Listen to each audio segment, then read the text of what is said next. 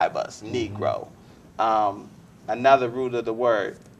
In English, certain letters are interchangeable. You can interchange the K or the C with the G. So it would be necro, and that's a Latin word which means dead.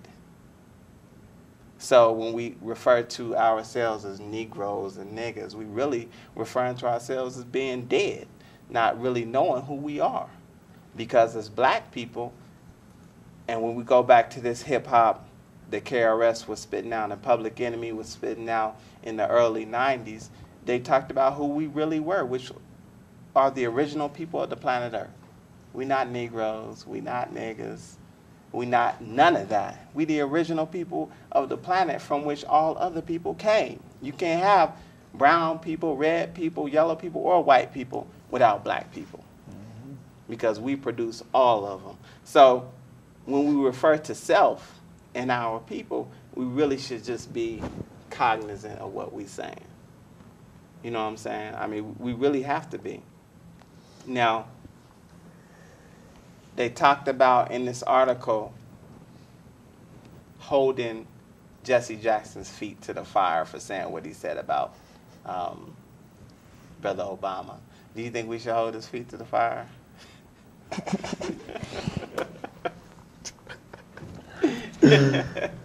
For saying that word about brother? I'll pass. No comment. No comment.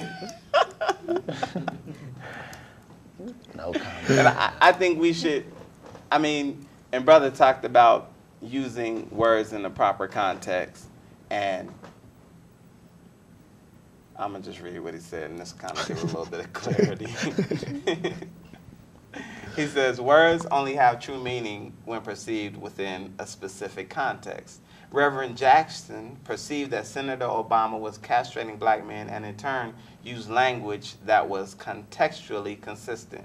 If Senator Obama verbally castrates black men, then Reverend Jackson verbalized symbolic retaliation. Spoken words are often accompanied by gestures that provide emphasis. Verbal communication also involves tone, volume, and intensity. In viewing the taped replay of Reverend Jackson's comments, his gestures and facial expressions did not reflect the anger and rage that would denote a desire to perform the physical acts. Hence, the connotation of his choice of words was clearly symbolically psychological.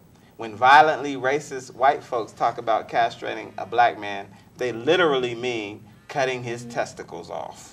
Words take meaning based on context. Context includes the circumstances under which the communication occurs, the attitudes of the communicators, and the shared concepts, culture, experiences, and history of the individuals involved. Thoughts? Like They something. saying he said it, but he ain't really mean it. Not physical. I don't really have no comment on that. But just listening to that brought this, maybe remember something that happened when I was in school in Atlanta. Mm-hmm. So we had this little freshman seminar class, and they was telling us to watch how we say our words, because different words had different meaning to certain people. So one of our teachers was like, I hear you guys calling each other dogs. Like, what's up, dog? What's up, dog? He said, but I will never let another man call me a dog. And then everybody was like, why? He was like, because a woman couldn't breed a dog. So what would that make his mother? I don't know. A bee? So I was like, and like it just opened my eyes to Right. just the way people view certain words, you know? It was just crazy. But that's a key point, man, because that's, especially in your pursuit to be a hip hop artist, because like I said, words convey meaning. So whatever you put out there, you have to put it out there in a proper way to where people can receive it. You know what I'm saying? The way you intended for it to be received. All right, here's a story. I was working with Houdini at the All-Star game when the All-Star game was here. Friends, Right. that Houdini? Right. You know, one love. Yeah. Freeze come out at night. You Wow. know what I'm saying? That's hot. That's hot. And the rapper Jalil, who wrote all their lyrics, he's a very conscious brother. very conscious brother, and he's a Muslim, right?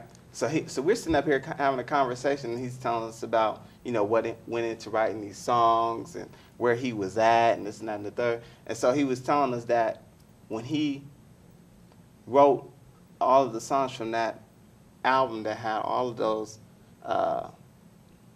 cold songs, One Love, Freaks Come Out at Night, I'm a Hoe. You remember that song? Mm-mm. All right. Here's the lyrics to the song. I'm a hoe, you know I'm a hoe. Yeah. I rock 3 different freaks after every show. Y'all remember that song? Yeah. All right, that's hot, right?